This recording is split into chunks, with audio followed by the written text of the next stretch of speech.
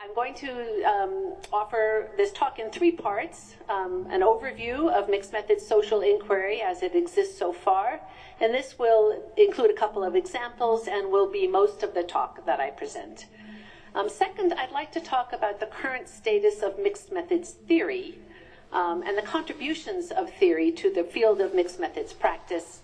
And third, I'd like to share my own ideas about where we can go from here that could be productive and useful for social science in general. I think we'll have time for questions at the end and comments, but if there's an urgent question, please raise your hand. Feel free to ask it in Spanish, and I have a translator here. So I'd like to start with what is mixed methods inquiry overall? And I will answer this question by use of an example. I always think examples are more persuasive and powerful than abstract texts. So the example, it's a hypothetical example, involves the evaluation, and I use the context of evaluation because that is my own field of practice. An evaluation of a new math curriculum for elementary school students who are ages 6 to 11 in the United States. This new curriculum aims to foster both critical and practical math problem-solving skills and an interest in math through the use of active learning pedagogy. The sponsor of the evaluation has requested data on children's engagement with the program, as well as their mastery of mathematical skills and knowledge. That is, data on both program processes and outcomes. I'm thinking of three possible evaluators of this program. The first, Pedro, uses a post-positivist quantitative approach to this evaluation, specifically a quasi-experimental design with a pre-post test for intended outcomes. He also uses structured observations of a random sample of students in classrooms to assess student engagement in the curriculum. Sabrina uses a constructivist qualitative approach for her evaluation, specifically a set of ethnographic case studies of selected classrooms. These case studies include extended observations of the teacher and children during math lessons, rich descriptions of the context for these lessons, interviews with children, and reviews of their math work during the year. Domingo uses a critical theory approach for his evaluation, relying on both existing critiques of educational innovations, including active learning pedagogy, the pedagogy of the intervention, and also his own critical empirical review of this program, relying on both structured and unstructured data from classrooms and interviews. Classroom observations and interviews, excuse me. Each of these evaluators assesses the quality of this new mathematical program from his or her own standpoint on what's most important to know about educational phenomena. Each also brings his or her own assumptions and values about what is most meaningful about human action and its consequences. And each evaluator leaves out or does not attend to other important dimensions of teaching and learning math. Specifically, Pedro, with his quasi-experimental design and structured instruments, achieved good estimates of average program effects, but he overlooks the contextual meaningfulness of this math learning for both children and teachers. Sabrina likely captures this contextual meaningfulness with her case studies, but only for a handful of children in classrooms. And her work emphasizes learning processes while overlooking important outcomes of interest to school and government officials. And Domingo likely offers a useful critique of who's left out of this program, who is not well served by this new mathematics program. But his work may not provide useful directions for future revisions of the curriculum or the pedagogy. Now, just imagine the enhanced learning that could be attained if more than one approach were used in this evaluation. Imagine evaluation results that feature data on the program's outcome success on the average, stories about the program as experienced by some children in particular classrooms, and a thoughtful critique of the program's potential to advance greater equity in the educational system at hand.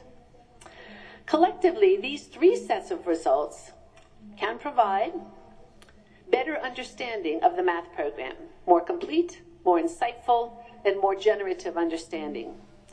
opportunities for dialogue or dialogic conversations across differences toward insights that were neither envisioned nor expected at the beginning, and considered an explicit attention to the values that are being advanced in this empirical study. Because different methodologies advance different values, their presence and power becomes more salient in a mixed methods study. This is the core argument for a mixed methods approach to social research and evaluation: better understanding, opportunities for meaningful dialogue, and explicit attention to values. A slightly more formal definition of mixed methods is presented on the slide. A mixed methods approach to social inquiry involves the use of more than one method, methodology, paradigm in the same study in service of better understanding the important phenomena that we're studying. Within this definition, method refers to a particular data collection technique: an interview, a survey, participant observation, document analysis, and more. A methodology refers to a coherent logic of inquiry that connects research questions to sampling decisions, instrument, data analysis, quality criteria, and more. Methodologies common to many of us are experiments, surveys, interview studies, single subject designs, participatory studies, and more. And I'm referring the concept of paradigm in this presentation to refer to the philosophical assumptions that underlie our methodologies and methods, often unspoken and unacknowledged. Assumptions usually include the ones listed on the slide: ontology, epistemology, methodology, and axiology. Popular paradigms and their assumptions in mixed methods work and elsewhere include post-positivism, constructivism, critical theory, pragmatism, and more. In summary of this introductory section, better understanding is the major rationale for mixing methods. And better understanding is understanding that is more complete, more full, more dense, deeper, wider, more inclusive, more respectful of multiple standpoints, more than can be achieved with just one methodology. So this is the second part of part one of my presentation: what is mixed methods inquiry? And this offers a description of kind of the practical components of research design as understood by mixed methodologists. There are 6 components, I can't see this too well, that are characteristic of many methodologies, perhaps more, but these are the 6 that have been attended to in mixed methods research literature. And most of the work, perhaps 50%, 1/2 or more, has been concentrated in the area of mixed method design. Secondly, the idea of mixed methods criteria: how do we judge the quality of our work? And third, and much more recently, mixed methods integrative data analysis. So I'd like to briefly present relatively examples and the status of what mixed methods methodology looks like for these 6 characteristics. In my view, all research starts with a clear, well-articulated, well-conceptualized set of research questions. In my view, there are no particular questions that are mixed methods questions. Rather, the question the researcher needs to ask is a mixed methods approach a good one for the research questions that I have? Not everybody agrees with me, or I don't agree with everybody in my field, but that's my take on it. One asks the questions one needs to ask, and then you ask about design and methodology. Better understanding, as I've mentioned, is the overall rationale for mixing methods. Better understanding, more clear understanding. The next question really is, what form of better understanding is important in this particular study that you are doing? And better understanding of what? What key constructs, phenomena, aspects of the context that you are studying, an overall research question, whatever it might be. Around what should the mix of methods be designed? And in an empirical review I did of 57 mixed method studies some years ago, so I actually should update it because it was a long time ago. This review of mixed methods empirical studies surfaced 5 different forms of better understanding that mixed methods can take. So I have translated these into 5 different purposes for mixing. And one reason purpose is important is that different purposes call for different designs. So let me briefly go through the purposes and then connect them to designs. Some of these concepts you probably have heard of, but triangulation is one purpose for mixing. The purpose of triangulation is to get a stronger, clearer, more powerful sense of validity or corroboration of one construct from more than one method, the data from more than one method. Complementarity is similar, but rather than getting exact corroboration, we're trying to get more of this complex phenomena that we're studying by using more than one method. I always think of a phenomena as a sphere. Triangulation aims for the same part of this sphere, hoping for corroboration. Complementarity takes more than one piece from the sphere, hoping to better understand this more aspects of the phenomena being studied.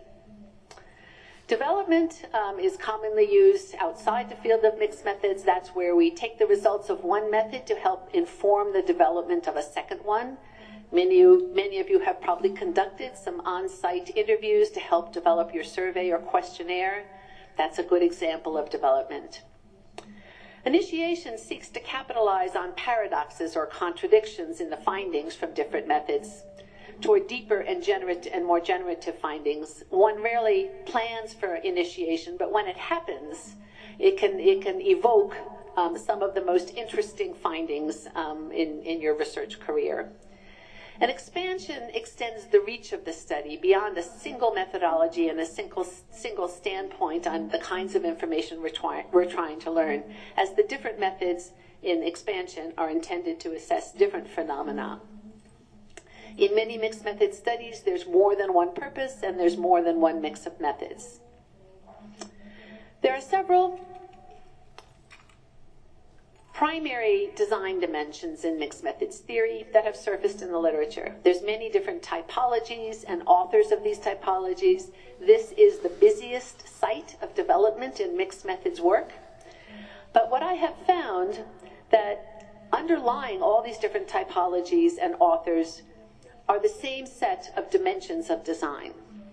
And these include whether the methods are intended to measure the same or different phenomena, the status of the methods, is there a primary method or methodology and a secondary one, or are they intended to be of equal weight?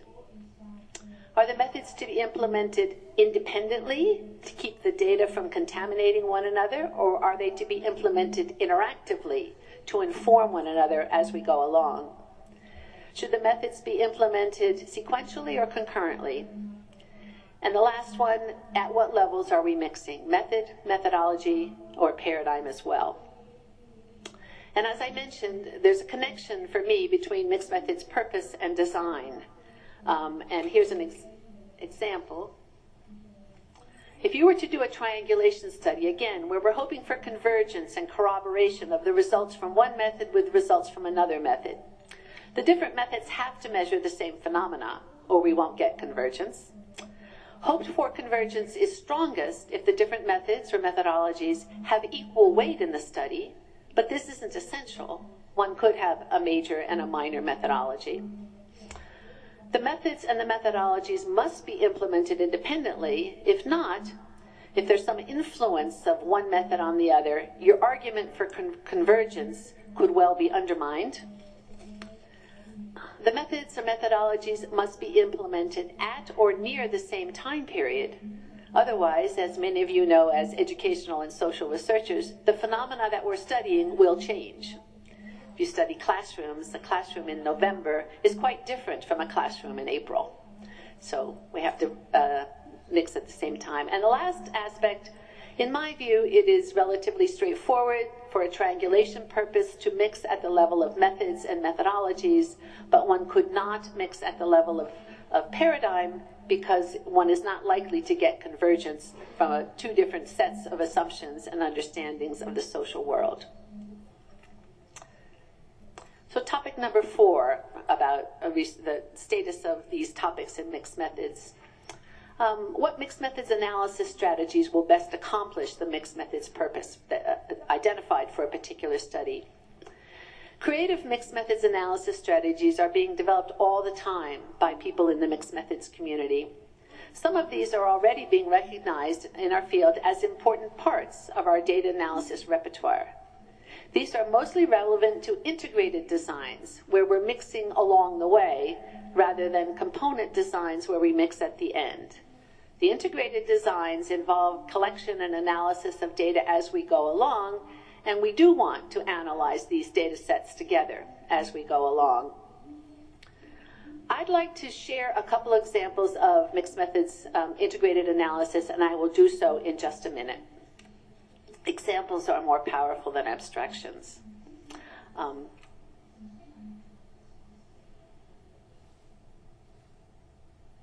Meanwhile, there's a couple of new resources on integrated data analysis and mixing methods. I have not read these books. I know the authors and like them, and that's about all I can say, just that these are new resources that you might want. So the fifth of 6 dimensions in a methodology has to do with quality criteria. How do we know that our data and our study results are warranted and defensible? In the mixed methods field, I have a 2-part answer. One, for each method and methodology being used, we should use the criteria that go with that method and methodology for warranting the quality and integrity of the findings from that method. If we're doing a survey, use the quality criteria for surveys: adequate sample, adequate internal consistency, reliability for our scales, and so forth, to warrant the quality of the data from that method. The challenge comes in warranting integrated inferences, which typically and should represent a blending or integration of data from different sources. And the challenge arises because the quality criteria for different traditions are actually quite different. This is a site of exciting development in the mixed methods field. There are a number of scholars trying to address this question. There is no consensus. There is no lots of information to share with you other than an example which I've drawn from Tasha Corey and Tedley, who proposed the criterion of inference quality for an inference from a mixed method study. And they suggest that it's based on two sub-criteria. One, design quality. How well was this designed, assessed, and implemented? And then the quality of the process of making conclusions. The outcomes of such processes they call interpretive rigor. And there are definitions and processes that go with both of these components of their conceptualization of quality. This remains an important and challenging site. So any of you methodologists who find this intriguing, and only a few of us are actually methodologists who find it intriguing, but it's an important site for the future. We are with a variety of existing examples, but no consensus at this point. The sixth and final component of a study, an empirical study, has to do with writing it up. A nursing researcher named Margaret Sandalowski has offered some very interesting ideas and thoughts about this challenge, and I have contributed myself to this particular discussion. The issue is one of rhetorical style and the persuasiveness of argument. Different methodological traditions have different rhetorical styles that are designed to be persuasive. Again, in a fully mixed method study, a style not associated with any particular mixed method tradition, with any particular methodological tradition, is needed. Work is existing here, but it's ongoing and can be quite evocative. One evocative idea for writing up mixed method studies is not to adopt the rhetorical style of any particular methodological tradition, but rather draw from literature and the humanities, of other ways of making sense and presenting our work, ways like poems, plays, stories, autoethnography, dance, and more. I will illustrate this idea in a few minutes, and I promise not to dance. So here's where we are in the presentation. We're still on part one. I have presented an overview of the conceptualization of mixed methods and the progress that has been made in terms of designing and constituting a methodology. What I'd like to do now is present one example. I have two, but time for one. This is the reference for this example. I'm happy to share my PowerPoint. This is a reference anybody wants to follow up. It's an econometric experimental study of an intervention called Moving to Opportunity. This was a housing demonstration project, again experimental, in the 1990s, implemented in 5 major U.S. cities. The study was conducted by labor economists for the U.S. government. The intervention provided families who were living in public housing in high poverty areas subsidies to move to a better neighborhood. The families were randomly selected by lottery to get this offer. The main question addressed was, how does the substantial change in neighborhood affect the daily lives of low-income families? The mixed methods, MM refers to mixed methods. The key issue illustrated by this particular study is the significant contributions of a qualitative constructivist set of field interviews to what was a quantitative, only econometric policy study. The original design, again, was not a mixed methods design. It was an experiment, as is beloved by labor economists that I know. There was a baseline survey of the current living situation of families, the resources, their reasons for wanting to move, the educational opportunities available for children. And then 2 years in, there was a second survey to assess what was going on with these families, both experimental and control group, and if the move had made any difference to them. There was also to be analysis of administrative data on jobs and earnings, as well as welfare. And the focus was on concepts familiar to labor economists, like job training, job earnings, and children's school participation. These researchers, although not thinking about a mixed method study, did add a qualitative component to this experimental design. First, they initially just wanted to know what the uptake of the design looked like in the field. For the families who were offered this subsidy to move to a better neighborhood, what was going on? What did the conversations look like? Why did some decide to take it and some did not? What did the field staff think about this uptake phenomenon?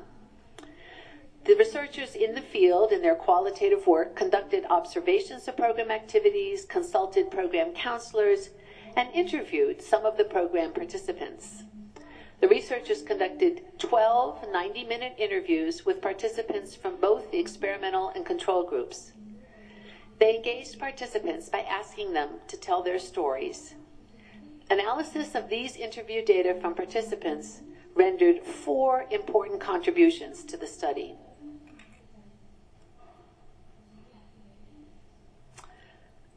First, the interview data redefined the outcomes that were being studied in this investigation and redirected the development of the survey. The survey originally focused on target economic program outcomes, again, job earnings, getting a job, and so forth. The interviews redirected this survey to also include a different set of outcomes, many related to children, in particular to their safety and their health.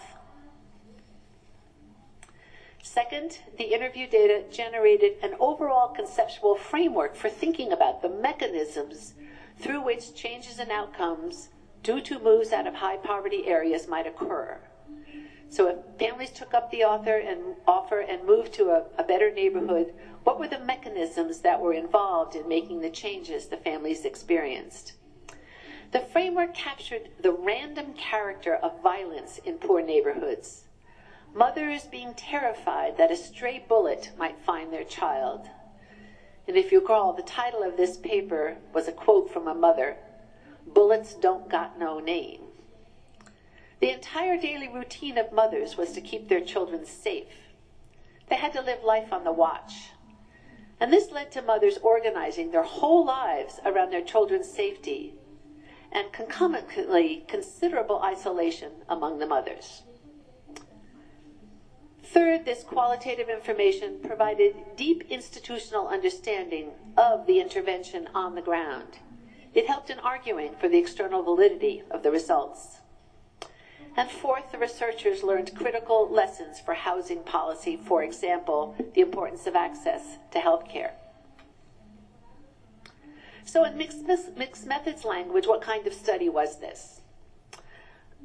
To illustrate, again, focusing on the participant, the interviews with the participants, there were several purposes evident in this study, whether intentional or not. Development was evident. The data from the qualitative interviews contributed to the development of the Year 2 survey, most importantly to a redefinition of the outcomes being studied, including child safety, child well-being and health, in addition to job-related outcomes. The study also illustrated the mixed methods phenomenon of complementarity. The qualitative interviews contributed to a deep institutional understanding of this intervention on the ground, complementing the understanding of this intervention that was designed in the laboratory. And initiation, the occurrence of surprising findings. The information gained from the interviews contributed importantly, and again, unexpectedly, to a revision, an important, deep, broad revision of the study's conceptual framework. This is the example I will skip, but I refer it to you. What's very interesting about this example is the use of geographic positioning systems technology, as well as mobile phone technologies, to help understand, I think it's just a lovely study, to help understand where do children go after school? What is their mapping of their activities after school? So there were interviews, ethnographic observations, as well as spatial technology that importantly contributed to a very interesting set of results of this study. I commend it to you for those especially interested in spatial technologies and not just our technologies that engage numbers and words.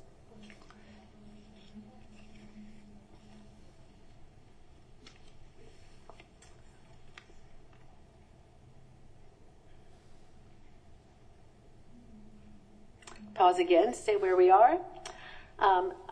Almost finished with part one, but what I'd like to do is go back to the two issues that I mentioned earlier in presenting the components of a mixed method design. Those are integrated data analysis to illustrate what the progress in that field looks like, as well as the writing and reporting up of mixed methods work. I'd like to illustrate ideas in that field as well. So I have had the pleasure and privilege of reading many mixed method studies. And over the years, I've developed this very rough conceptual framework for locating and categorizing different analytic techniques that are being used creatively and actively by mixed methods researchers. These are all techniques for integrating data during the process of the study. Some of them could be used at the end of a study as well. So I'd like to share examples from one study that all pertain to the middle row of this framework. Studies you're doing along the way to try to better understand. This is the reference for this study. The first author, Eunice Jang, was a student of ours at the University of Illinois, and she's carried the mixed method enthusiasm and banner to her work in Toronto, Ontario. The focus of this study that she did with her students was twofold. Substantively, what they were trying to do was develop a multidimensional understanding of school success for schools that were serving low-income immigrant children and their families in Ontario, Canada. So that was the substantive question. What does school success look like in these schools that are serving immigrant families? They also had a methodological agenda, and that of mixed methods, to contribute to the development, refinement, and enactment of a mixed methods vision. So some of their work was purposefully experimental in terms of mixed methods. This was a concurrent mixed methods design, so these methods were all implemented at the same time. There were 20 schools purposefully selected to be understood to be good schools, schools that were serving immigrant families well. As you can see, they did interviews and surveys with principals and teachers, focus groups with students and parents, all for the purpose of complementarity, broader, richer, better understanding of the phenomena being engaged. The analysis, the mixed methods analysis they did pertained to the interviews with teachers and principals. Interviews and surveys, I'm sorry, those two sets of methods with teachers and principals. First, they do what you always do with surveys and interview data. You do some analysis, descriptive kind of reductions of the text. The interview data yielded 11 themes associated with school improvement and success. The survey data was analyzed to generate 9 factors also associated with school improvement and success. Then they started mixing. A simple descriptive thing that they did was translate the survey results, the survey themes and factors to a narrative form. So they could compare one narrative form with another. The interview themes were already in narrative form. They translated their survey factors into a narrative form, including the magnitude of these factors, and simply did a comparison. Getting data in the same form allows for comparison. Then they rescaled the interview with the survey with the themes of the interview. Survey had its own factors, but they put those aside, and they rescaled the survey with the themes generated from the interview. So you can see it was an imperfect match. Some survey items were not related to the interview themes. Some interview themes were not present in the survey items. They ended up with 63 items assigned to one of the 8 themes. So they rescaled the survey with the narrative structure of meaning from the interviews. They call these blended scales. And one useful characteristic of these scales was that they had more variation. As you recall, this was a purposeful sample of 20 schools who were known as successful in serving immigrant children and families. So sometimes a purposeful sample does not yield much variation, but these blended scales showed more variation. So they further analyzed them. And for each theme, they found some schools that were the highest on this particular blended theme and some that were the lowest. And then they took a look back at the data they had for those schools and tried to analyze why. They returned to the qualitative data to write these profiles and narrative themes, and I think that's extremely important. So here's a bulleted example of what was about a 5-page description of the school that was highest on the rescaled blended parent involvement theme. And you can just read these for yourself, or I can put them up later. And here's an example of a school that was lowest on the blended theme of parent involvement.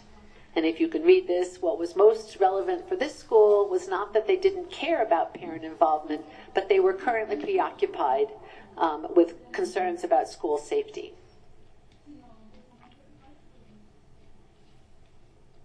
The second issue that I'd like to illustrate, and I'll do that with one illustration rather than the several that I have, are back to this problem of how do you write up the results from a mixed methods inquiry while respecting the different methodologies and rhetorical histories that each methodology has.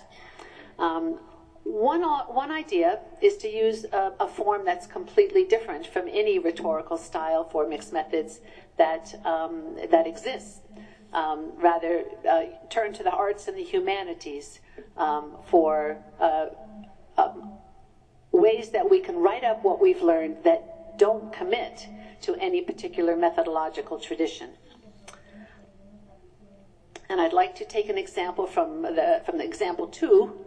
This comes from a dissertation by a recent graduate student in our program whose field was special education. Her dissertation involved a study of 2 state-level child care systems, One was intended to serve children who come from families with abuse and neglect, and the other was intended to serve children with special needs.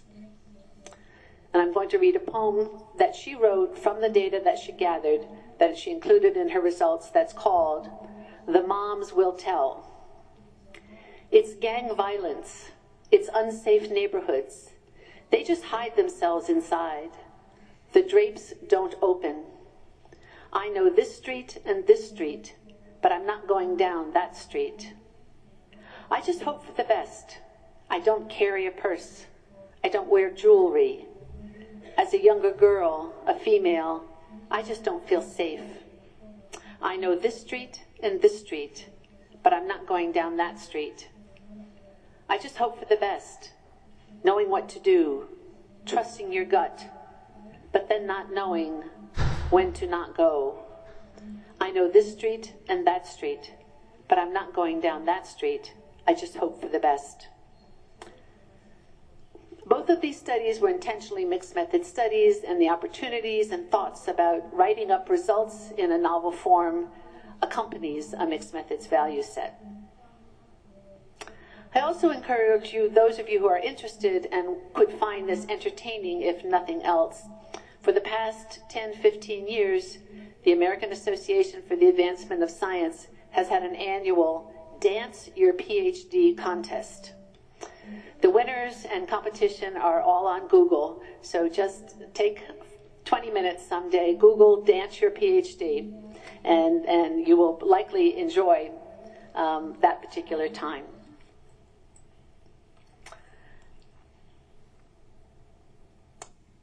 I'm going to simply describe the 4 sets of theories that have been generated by the mixed methods community at this time, because my time is almost up and I want to make sure to get to my very last point. There are 4 sets of families, 4 sets of theories, or families of theories in the mixed methods literature at this time. The just do it theories, that's supposed to be a Nike swoosh. This family is kind of a-theoretical. The point is a very practical, pragmatic one. Let's just figure out very different kinds of mixed methods designs, and let's just go to it. I think that this is a good candidate for the future. Maybe we don't need a methodological theory. Maybe we just need to get out there and do it. The second family of methods is perhaps the largest. Members of this family provide specific guidance for mixed methods practitioners regarding mixed methods designs, mostly. The guidance is most often presented in the forms of typologies or lists, in which the different designs are differentiated along the dimensions I presented earlier. So this is a very popular site, but it's limited in its theoretical reach. Again, the focus is mostly on design. The third family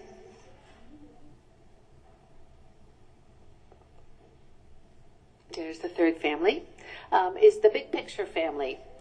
They attend to the issues of philosophy and paradigms, about how and where mixed methods and theory and practice fit within the philosophical world, and are concerned with establishing a coherent framework for a particular kind of mixed method study. Some of the authors in this community have been advancing particular paradigms, for mixed methods. And among those advanced are American pragmatism, critical realism, dialectical pluralism, feminism, and transformation. And the final family of theories is what I would call political or advocacy theories, that look at social research as a political activity, and that mixed methods needs to take a political and value stand within the methodological community. Transformation and feminism are among the political stances offered by authors in this particular genre, and there are others that join them, but this is a distinct family within the mixed methods community. So I'm going to turn to the final point.